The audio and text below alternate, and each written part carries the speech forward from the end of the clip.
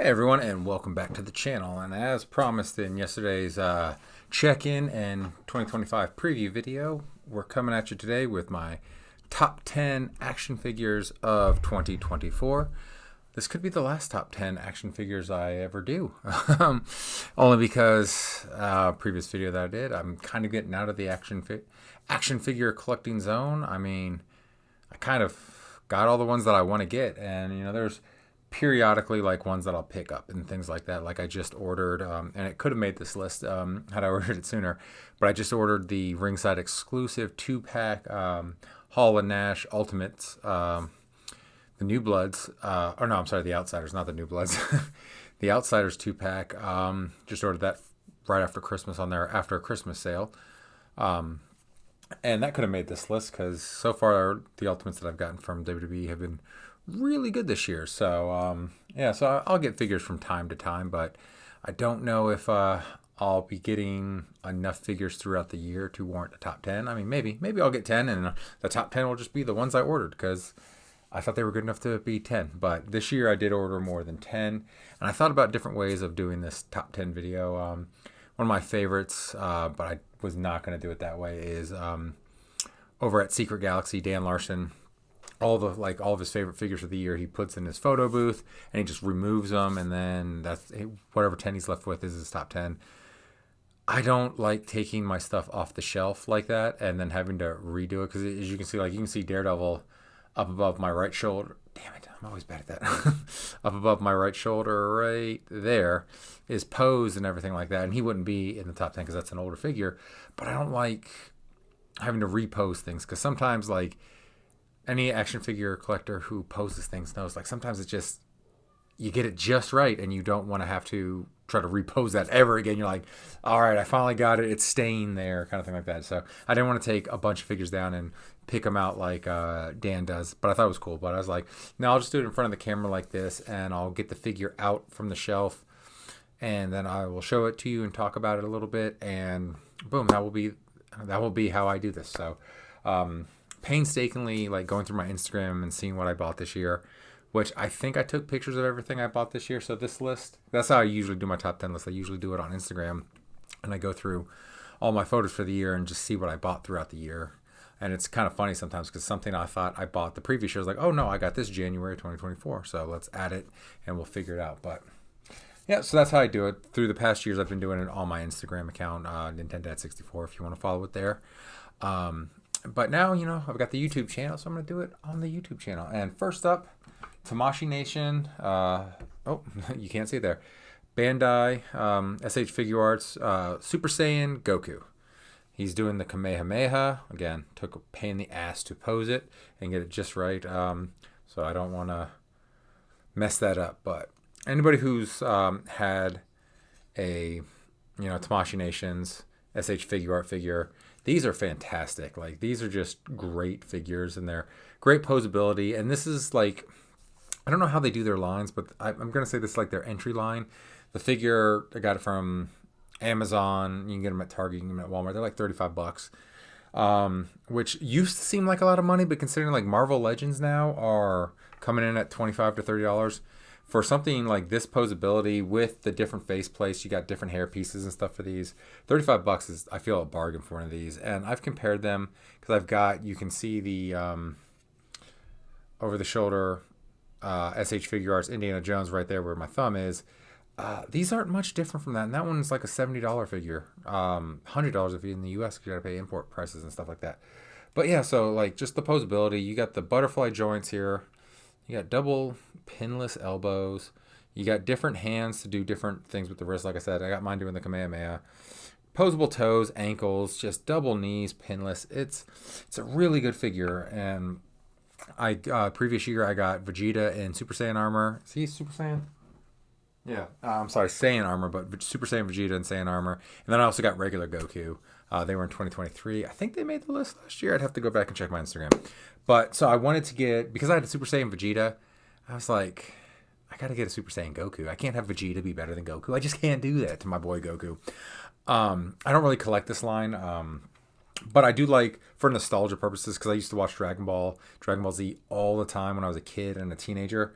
So just nostalgic purpose. Like if there's a Future Trunks, but that's of the $70 range.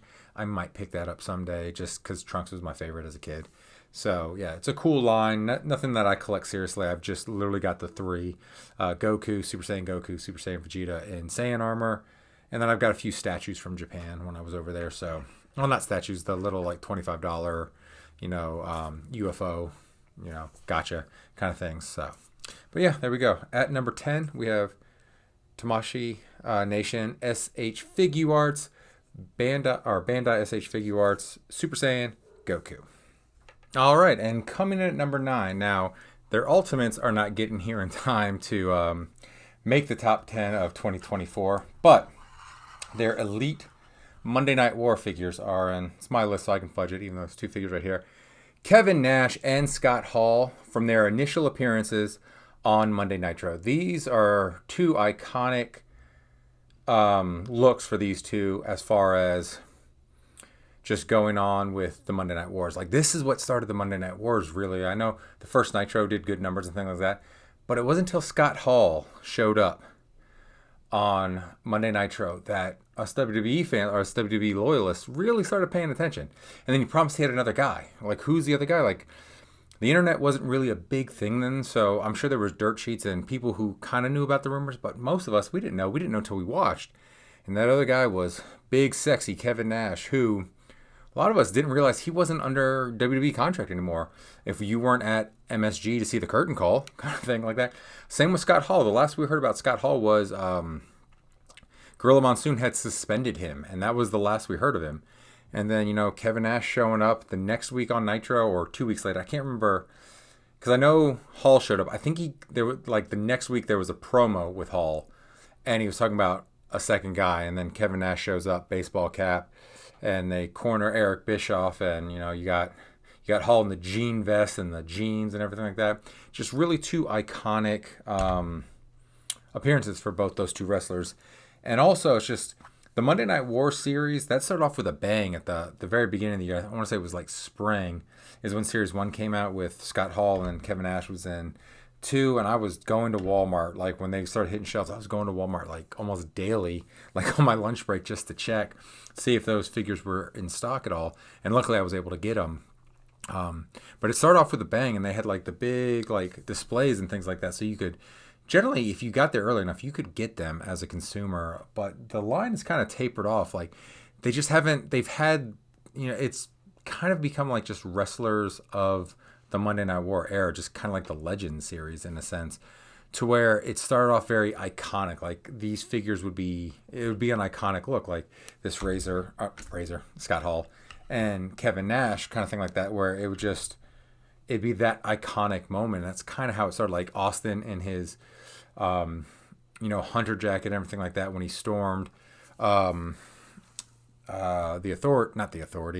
corporation, things like that. And now it's just become like they've got Booker T and Stevie Ray for Harlem Heat, but it's just Harlem Heat figures, which I'm pissed that I couldn't get that. I found Stevie Ray, but I couldn't find Booker T. And so I passed on Stevie Ray because I still need a Booker T for my WCW shelf, which I have the next series of Monday Night Wars pre-ordered. I was able to pre-order that Booker T from Walmart. So let's see if it shows up. Who knows? Kind of thing like that. But yeah, it just felt like after Series 2, maybe Series 3, it just felt like it just started becoming like generic Legend series. Like it was just, hey, this is Attitude Era Steve Austin. This is Attitude Era Diamond Dallas Page. Like, there wasn't like any of these iconic looks for these wrestlers from the Monday Night Wars. And kind of the problem with that line, like the elephant in the room is Sting's not on a Legends contract, and he was a big part of the Monday Night Wars. So we really need that first appearance, Crow Sting, Paul White, the Giant, and then later the Big Show. Like, he's got two big moments in the Monday Night Wars. He's not there. Chris Jericho. There's guys from the Monday Night Wars that we're not going to get, at least in the near future, like these iconic looks from them, because they're under contract with AEW and things like that. So it will be nice. I think the line can return to form down the road when some of these guys can sign Legends deals and things like that. But until that happens, I think we're going to start getting remakes. We've already gotten 2 Austins. I think we've gotten 2 Rocks now. So it's just kind of like, what are we gonna do? Kind of thing like that. But yeah, so coming in at number 9, I got these two legends of wrestling right there, big sexy Kevin Nash, and then the bad guy Scott Hall, coming at number. I almost said number 2 because it's 2 figures. Number 9 on the top 10. All right, and moving right along, we come in at number 8. When this when this line was announced by Jada Toys, I got really excited. I wasn't going to be a completionist on the line, but there was at least 3 figures I needed to get, and luckily I got all 3 of them. This one, Ken Masters, and I got him doing the Shoryuken in a pose, and I just took him off the stand because it's one of those DC. Those Mattel DC stands, flight stands, were the best stands. I wish they still made them. But yes, I took them off. I added a little flame effect because only the evil Ken one came with like a flaming arm, but I added this little flame from one of my Marvel Legends to at least give it some sort of effect, since he lights up, he fires up. But the Street Fighter 2 line, like Ken Masters, was just awesome. Really enjoyed this figure. It looks like Ken from Street Fighter 2. He's my favorite character, him and Ryu, who I have, and I have M. Bison also. Which, did Bison make this list? I might have effed that up because I don't think I got any pictures of him. Yep, M. Bison did not make this list. We can slot Bison. Oh, there was a thumbs down that just popped up. Why thumbs down pop up? Camera. But M. Bison, he's over there on the Marvel vs. Capcom shelf. We'll slot him in there too. Both awesome figures. Jada Toys is killing it on this line. Like, if this was like 4 years ago when I was like a completionist on every line I started, I probably would get them all. Like, I'm still on the fence with Chun-Li. Like, Chun-Li, Dalsum, 2 of my favorites. I might get Guile. I don't know yet. Haven't decided yet. Because, again, not really collecting figures anymore. I don't really do the fig photography I used to. So, kind of just buying figures to buy figures sometimes just is literally a waste of money. But I had to have Ken. And, like, look at the detail on that. You just got little hairs flipping out right there. Just such a cool figure. He comes with Hadouken hands also, kind of like Ryu did. And he comes with a orange fireball instead of blue fireball like Ryu. And I repurposed that orange fireball for my Mega Man from Jada Toys to give him a bigger Mega Buster. But yeah, you got the double knees on this one, pinless double elbows. You got ankle rotation, just everything a good figure has. And the rubber like used for his gi is fantastic. Like it's flexible enough that you can get him into different poses, but it's sturdy enough to where it stays put and doesn't look ridiculous. Same with his belt. Like, it's really a flimsy rubber plastic kind of thing like that. So it works great for what it needs to be. And, that's why this figure is coming in at number 8. And now we've made our way to number 7. This one is another wrestling figure.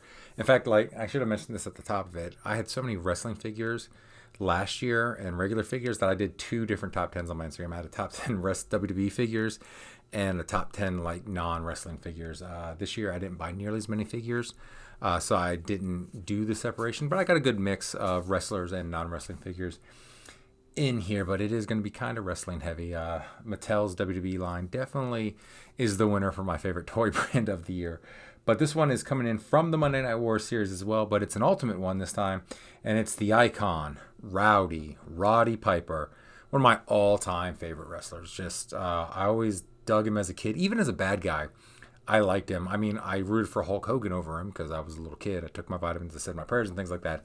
But I always found Roddy Piper fascinating. And as I got older and into a teenager, and he was the commissioner of the WWE, and then he kind of returned to the ring a little bit when I was a teenager. And then, he wrestled Hogan in the WCW, which is what this is from when he came back to, except he's got a flatter stomach now than he did in the actual days when Roddy Piper came back.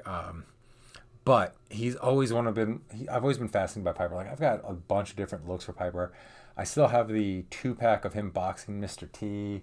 I've got the recent Mattel Collections Ultimate of classic Piper with the hot rod and the kilt and everything like that. I think I got a couple other. I've got his LJN figure. I've got his Hasbro figure. So I've got several versions of the Rowdy one. Always been a favorite of mine. But this one's really cool. This one I had to have because I wanted the leather jacket. He's got the two different t-shirts. I got the Icon t-shirt on. He's got the kill. He's got the microphone, so you know he's going to tell you what he needs to say. Though I do find it funny that it's this WCW logo because when his whole thing with Hogan happened, I'm fairly certain it was the classic WCW logo. So I have to fact check that one, but I'm pretty sure it is. But yeah, I just got him in his natural position yelling into a microphone. I mean, that's how we all know Roddy Piper, kind of thing like that. So now this is a great figure. It's got all the Ultimate stuff. I'm looking up his skirt because I'm a pervert, but it's got the double knees, double elbows. You've got the ball joint there, the ball joint here with the changeable head, changeable hands. You've got different looks for him. Like this one, you can take the jacket off it. One thing I do love about the Ultimates line is instead of trying doing soft goods for jackets and things like that, you get a little rubber overlay and you get separate arms to pull out. So you got unclothed arms and clothed arms. So it's got a more seamless look to it as opposed to at the 1/12 scale, especially if you're not paying like $100, $200 figures like, you know, the Mezco's behind me. It's tough to get that cloth to look good and lay right on figures. So I do like how they do it this way with the jackets and things like that. I think that's a definite better look than the molded jackets like Edge has that he just stands straight like that because the plastic doesn't bend enough. So a great figure overall, and one of my favorite Piper figures that I own. This one and the Mattel collection ones, which I think is from the year before, which is why it's not on this list. I think it made the top 10 list last year. But no, I just noticed something on the microphone. It's got a stamp. You're not going to be able to see it on camera, but the WCW stamp there. But it's molded with the new WWE logo there, so it's stamped over that. So that's kind of funny. I just noticed that. But yeah, just classic Piper, just yelling to a microphone, yelling at Hogan. I got this displayed front and center on my WCW shelf. Which is right below the NWO shelf and right above the ECW shelf. So really cool figure to have. Love to have this in my Ultimates line. And one day when I do the giant purge of my figure collecting, this will be one of the last ones to go. All right, coming in at number 6, another Monday Night Wars line. As you can see, that was probably my favorite line from WWE figures this year. When they announced the Monday Night Wars line, I said I wanted this. This was like my most wanted figure from that line. And I was so glad. I didn't actually think they'd do it, but they actually did it. And that is Glenn Jacobs, a.k.a. Kane, as Fake Diesel. I was shocked that they actually pulled the trigger on this one. It was one I really wanted. I ended up getting the whole series of this one to build the Teddy Long referee, but I really just wanted this and Kevin Nash out of Series 2. Just because, that Fake Diesel, Fake Razor, because that was one of those things when WWE announced that Diesel and Razor were coming back to the WWE. We're like, wait, they just showed up in WCW, or they just went down there for a cup of coffee and Vince just opened up the bank account to them. But nope, we were all fooled by Jim Ross, and Fake Diesel came out with Fake Razor Ramon. And as far as Fake Razor Ramon goes, I would really like to have that, but I'm sure there's some sort of likeness rights. I can't think of the wrestler's name off the top of my head, but he passed away a few years ago, so I'm sure his likeness rights rest with the estate, and I guess they don't want to sign the deal to make the figure or what have you, so that's unfortunate for us wrestling collectors, but at the same time, I'm not going to question, as someone who lost their father not too long ago, I'm not going to question anybody about likeness rights and things like how they want their family member remembered. So yeah, I'm not going to say, oh, they should do this for us fans. No, they shouldn't. They don't know us anything. It would be cool though, but if it never happens, it never happens. I've got an old Scott Hall, but it's an NWO Scott Hall, unfortunately, that doesn't really look like Scott Hall. So I'm going to go back and look at some older figures where they weren't doing the real good photoreal faces on them and see if I can just get a bad looking Scott Hall that can just be my Fake Razor, because it's it doesn't really look like Scott Hall, so Fake Razor to go with Fake Diesel. But yeah, I mean, basically it's a Kevin Nash body with a Glenn Jacobs head with the horrible goatee, the terrible dyed black hair, and the sunglasses to complete the look. Just an awesome figure. This goes with my New Generation Raw setup over there, that if you seen my room tour, you've seen it. I'm going to be doing a new room tour in 2025 when I totally finish remodeling up here. But yeah, this was like when they announced that line, I had to have this figure. It's just a really cool figure. It's an elite figure, nothing super special other than it's fake Diesel. But you got your double elbows, double knees, not pinless knees, but pinless elbows.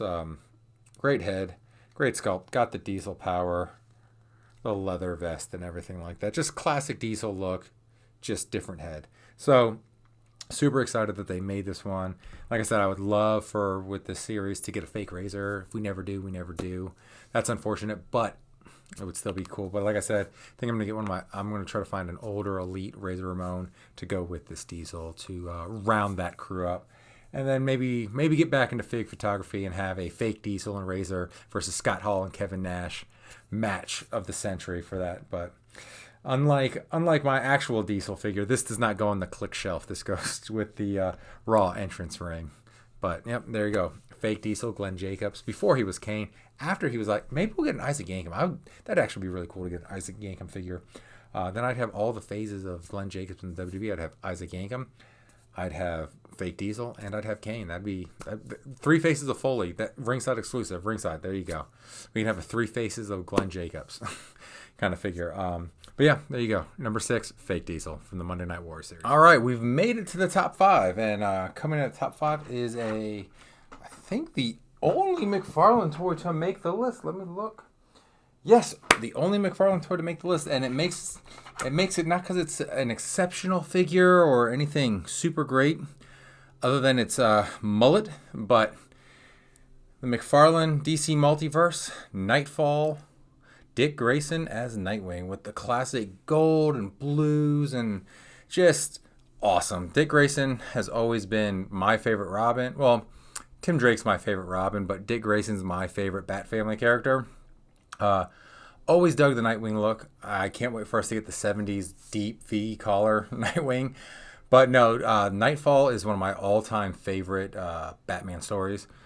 It hit right at that moment in the 90s when I was the perfect age for comic books. I wasn't quite a teenager yet, so wasn't very cynical. I didn't need adult stories or anything like that.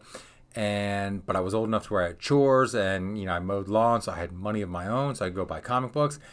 And that,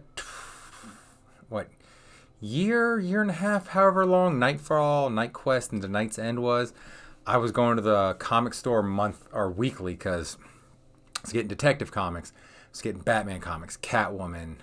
I don't think we had a Nightwing monthly. No, we did not have a Nightwing monthly series yet. But Robin had his own series. So any Bat Family comic that involved with Nightfall, Night's Quest, Night's End, I was at the comic book shop buying. In fact, I remember when Night's End came out, we were at my grandmother's house in Evansville, Indiana, and I was having my mom drag me to. Actually, we weren't just there. We were doing a cross country trip. Like we drove all the way out west and came back through Canada east. So on the trip out west, driving to places like St. Louis, Indiana, Detroit. Because we stopped at Michigan. We didn't go all the way across country. We went Michigan and then came up through Canada. Any town or city we stopped in to visit friends or family, I was like, take me to the local comic shop so I could find these comics. So I was buying them like a madman. And just this look, this Nightwing look, I always loved it with the ponytail. I was a little disappointed when Dick Grayson cut his hair in the comic books. I always thought he looked super cool with the long hair. That and I think the Crow and the Crow Sting and Shawn Michaels was why I originally grew my hair out long, which I'm growing it back out. As you can see, it's gotten longer over the summer into the fall. I do kind of regret cutting it. It's not going to be as long as it used to.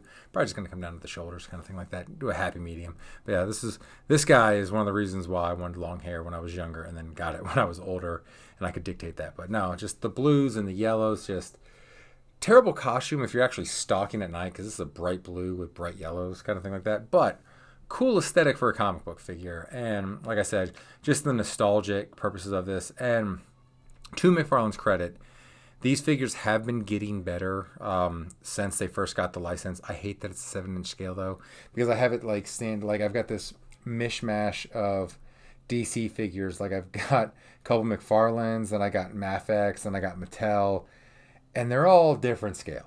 And it's just like, come on now. So I don't have any real good continuity with my DC figures. Like, Marvel Legends has been Marvel Legends for over a decade. So that's at least got continuity. And my wrestling figures have been Mattel for well over a decade. Continuity with the scale. Not my DC figures, unfortunately, but this one, in spite of being taller than because, in fact, this is looking, yeah, this is the only Batman figure I have. Oh, no, I take that back. I got the 89 Batman with the Batmobile. But that's on its own shelf because that Batmobile is so damn big. But of like my comic book Batman figures, this is the only one that is a McFarlane, so it's out of scale with all the other ones. But still an awesome figure. Still love it. I'd love Mafex to do this because if you can see over my shoulder, you can see the Hush Nightwing Mafex. I would love classic Nightwing in the Mafex style. That would be really cool to have. That's one where, buying figures here and there, even though I'm no longer collecting, that I would pick up for the love of the character. But no, Nightwing starting our top 5. All right, coming in at number 4, it's another cheat of mine. But I really could not distinguish these two. I mean, if I had to pick one, it'd be the good guy over the bad guy to be in this slot. But they're just great figures, much like the Super 7 movie accurate William Stout collection figure. I always wanted something like this. I know Mattel did it for their Matty collectors years ago, but I was not privy to that line, and they're super expensive now. So finally, Mattel brought them back out in the origin style, classic style, Filmation style, He-Man, complete with sheath on the back, and Skeletor. Filmation style action figures, like accurate to the cartoon and everything like that. And just, I mean, they're your origin style, so they got the single joints, they got the, oh, there goes the stand. They got the pop-off thing so you can customize it, which the whole kit bashing thing, I remember this was like a big tout by Mattel when that line came out. Does anybody do that? Like, I've never done it. I do know my son Bowie, with the origin figures I've given him, he does do that. He takes them apart and puts them back together in various random ways. But do any collectors actually do that? I don't know if any. I've never seen anybody do it. I haven't seen Pixel Dan do it. I haven't seen Robo do it. Not saying they haven't done it, but I just haven't seen them do it. Haven't seen Dan Larson do it. So just, does anybody actually out there do the kit bashing with these figures? I'm sure there's some people who do it, like some sort of troop building or amalgamation kind of thing. I'm sure there are people out there who do it, but I just haven't seen it there. But no, these figures are great. They come with their own power swords that do not need to be connected together. They're one whole sword. I mean, I know that was part of the lore for the action figures, but once the show came out, I was always annoyed with any figure that you bought had the dual connecting swords. It's like, we're past that. Come on, let's just have, He-Man's got the power sword. Skeletor's got his Havoc staff. Let's do it that way. I don't know if this is my favorite, like, retro style He-Man ever made. Easily my favorite Skeletor, just as the original Skeletor is, and I'm just kind of looking over my shelf, and the origin Skeletor with that kind of scary face. I always liked the Filmation face of Skeletor the best. I always liked that one the most. I'm just looking over at my Series 1 Origins and my original 80 Skeletor for reference. But yeah, this face is the iconic Skeletor. And, for He-Man, this kind of look for him as well. But, you can kind of interchange him with the classic He-Man style. Either one for me works as far as He-Man goes. In fact, I dare say, because of my love for the figures, He-Man's like vest with the red and stuff like that, I always thought was super, super cool on the figures. That did not translate to the Filmation. But the sheath, I always liked. But yeah, so these two figures, the Filmation style He-Man Origins figures, are coming in at number 4. All right, now we're into the nitty gritty, the top 3. And in all honesty, the top 3 could have gone either way. When I was trying to decide my top 3, I was just like, I don't know. Like, and that changed. Like 10 through 4 were kind of easy. Like there was very little shuffling 10 through 4, but 1 through 3 or 3 through 1, there was a lot of shuffling, and each figure held the top spot for a little bit, and then I was like, no, maybe I'm gonna do this. And so I think they all held 1, 2, and 3 at some point. So it was pretty tough. So this top 3 you can say are my definite top recommendations for the year, and any of them could have been the top figure. But we're gonna start out with number 3. and that is the ringside exclusive Ultimate Edition Summer of Punk Money in the Bank in Chicago CM Punk. I have it displayed quite like this. I thought about displaying him going over the barricade, blowing the kiss. I did take a really cool picture of that I'll probably be posting in the middle of this video while I'm talking right now. I thought about doing that for posing him, but then I had a better idea. The Mattel Creations classic Roddy Piper Ultimate Edition. I have him yelling and pointing the finger at Punk while Punk's talking, because I feel that would have been an iconic moment had it ever happened. Piper and Punk together, two of the best talkers, especially ad-lib talkers on the mic in the history of wrestling. So I felt that would be, I think Punk would agree with me posing his figure in a verbal sparring match with Roddy Piper. Probably be how Punk would want it displayed. So I was like, I'll do it that way. And I feel no better way to honor Roddy Piper than probably maybe the only person who could verbally go with him, like maybe Chris Jericho. But yeah, the two best talkers in my opinion in professional wrestling, Charles Montgomery Punk and Roddy Piper. So yeah, this is just a really cool one. This is my favorite look for Punk, with the Chicago flag, the light blue, the white, the red stars. That was always my favorite attire of his. Like, his tribute attires are cool, like his Bret Hart, his Shawn Michaels, his Macho Man. Those attires are all cool, don't get me wrong, but I don't know.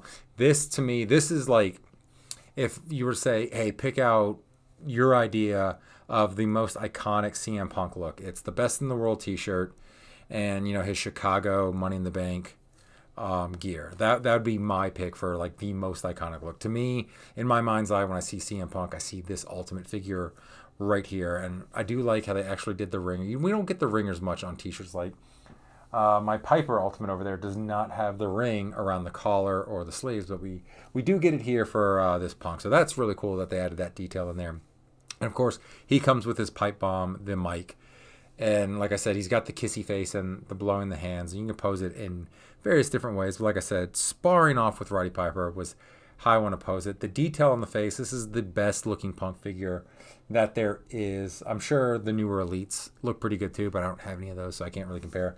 But compared to his AEW, I think theirs are Supreme, their version of Ultimates. I do have that figure because that came out, I want to say that came out before Punk, when Punk, like it came out after Punk had been fired, but there was no guarantee he was going back to the WWE. So I was like, oh, this is the best it's going to get for like a modern Punk, at least for the time being. So I picked that up, and that's being posed up on my shelf doing the clobbering time thing. But yeah, this is the best looking Punk there is. It's got the straight edge markings on the tape and everything like that. My only complaint, and I have the sleeves on so you can't tell, is we have blank spots where his Pepsi and his Cobra G.I. Joe Cobra tattoos would be.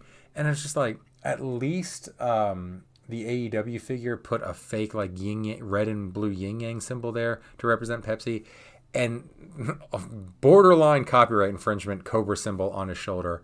I kind of wish Mattel would have done the same thing. I know I can get decal kits, and I've thought about doing that. If I ever decide to change the posing of him where he's not wearing the shirt, I'll probably do that just so, because it does look weird where his shoulders are just blank, kind of thing like that. That'd probably be my only complaint about this figure. Otherwise, like, I really like it. Unlike a couple of Ultimates I got this year, no QC issues with this one. This one was fantastic, and that's why it's number 3. And like I said, it did occupy the number 1 slot for a time being, but, jostling around. And coming in at number 2 is the Mattel Collectors San Diego Comic-Con exclusive HBK. Obviously, I'm doing this one from the phone and not from the computer, because I didn't want to take this down. It's kind of a pain in the butt to put up and everything like that. But yeah, this figure is awesome. I love that the zip line right there, you can actually hook it to a string or a wire, and it can actually zip along just like that. So yeah, got it displayed above my Mattel Creations ring with a bunch of my figures there. But an awesome figure, great posability. I think with my review, I talked about it, how the knee came out wonky. I had to heat it up to fix it, but overall, just an awesome figure, and that's why it comes in at number 2. All right, and for number 1, we're back in the chair because I didn't want to take down the Shawn Michaels, which is in at number 2. And again, that figure was at number 1 for a little bit there too.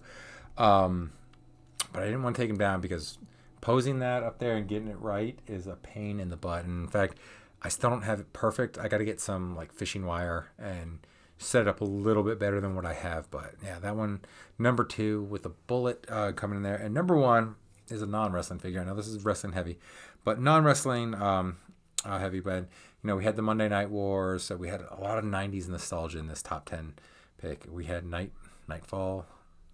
from McFarlane.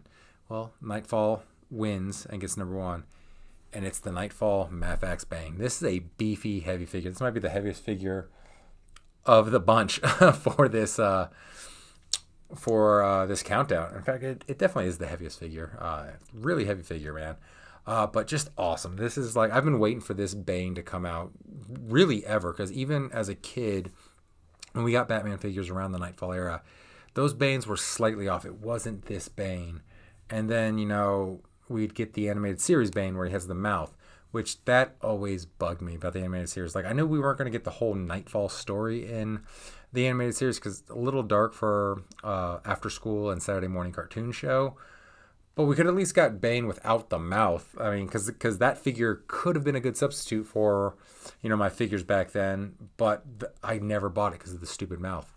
And then we've gotten like some McFarlane ones. Like I actually did have the first McFarlane release of Bane for a while there until this one got announced, and I pre-ordered this one and I sold the other one, put it up on eBay, and damn, did that like jump up in value. And I didn't even realize that. Thank God I put it up for auction and just didn't sell it for like $20 kind of thing. But yeah, this one, in fact, I sold that one for more than I paid for this one, which was great because these are $100 figures. So I basically evened it out.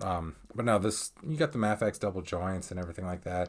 And right now I've got this Bane just pointing because I'm still waiting to get the Nightfall Batman. I had it on pre-order through Amazon, and I don't know if Amazon just didn't get enough to fulfill, but when I pre-ordered it from Amazon, it was $77, $100 Mafax figure. So I don't know if they canceled those $77 ones because like, oh shit, we can sell this for $30 more.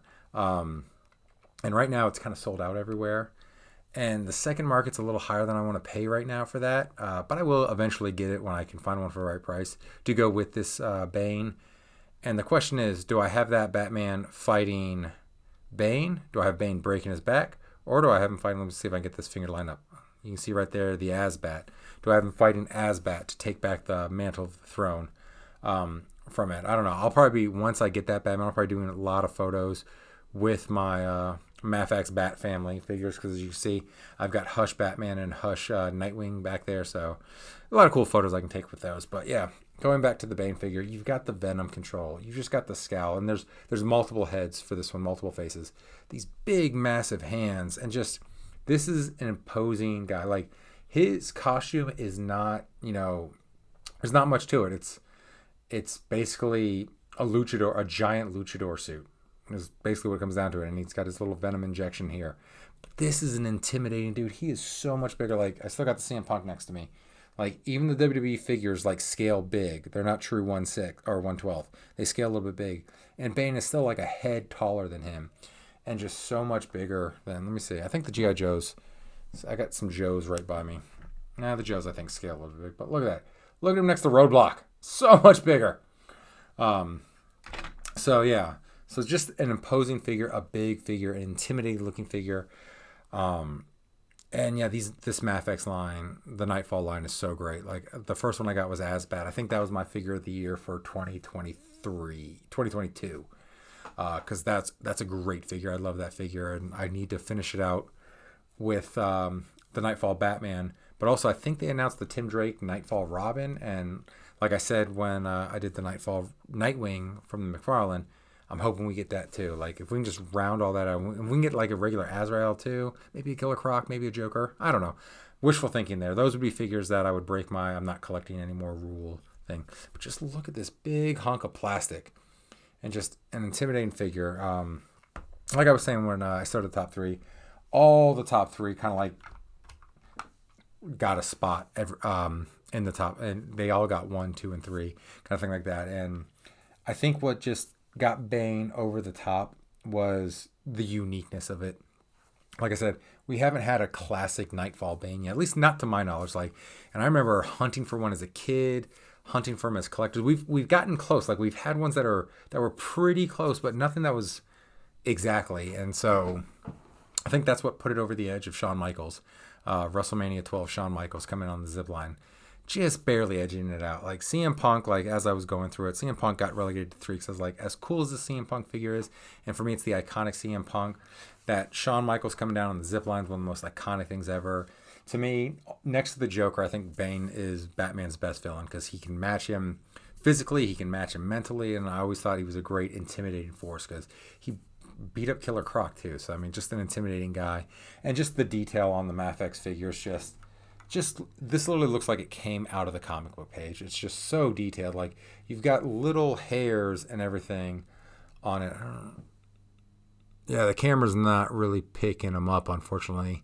But yeah, it's just little painted on hairs, and just unlike a lot of figures, like there's a great wash here to give more detail to the chest, but there's just, I can't even find a QC issue. I don't see any extra paint marks, nothing. Like just almost a flawless figure, and just so great. And that's why it's my 2024 figure of the year, made number 1 in the top 10. Just a great figure.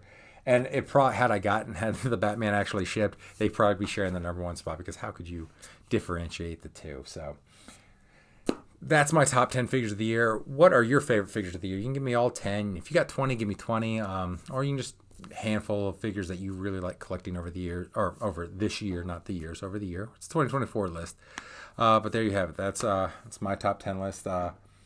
We'll see if we do another one next year. I mean, it will all depend on if I buy 10 figures. I feel to do a proper top 10 list, I'd probably have to at least buy 11 figures.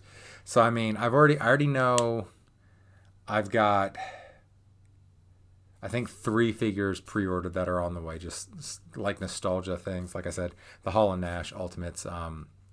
So I got a couple on the way that are coming next year. So we'll see if we get to 10. If we get to 10, we'll do another top 10 list, because obviously if I only bought 10, well, that's 10 figures that I loved. So there you have it. Thank you for checking out the video. Don't forget to like and subscribe. We reached my goal of 330 before the end of the year. My stretch goal is 350. That'd be awesome to hit. We got 2 days to, actually, as of this coming out, we have 1 day to do it. We're at 337 now, so we passed the 330. So let's try to get to 350. If you know 13 people, just subscribe. Just say, hey, subscribe to this guy. Get him to 350 before the end of the year. That'd be awesome. And also later tonight, I plan on doing the Donkey Kong stream. We're going to try to beat Donkey Kong Country before midnight, and if we do it before midnight, we're going to play some other classic games on either on my SNES Mini or Nintendo Switch online. I haven't decided which I'm going to play for the stream. It'd probably be the Switch, because that'll be the easiest to set up for the stream. But yeah, thank you so much for hanging out. Please join us New Year's Eve. We're going to ring in the New Year's together. It'll be a lot of fun. But until then, I'll see you in the new year with some fun videos. Take care and have a great rest of your day. Bye.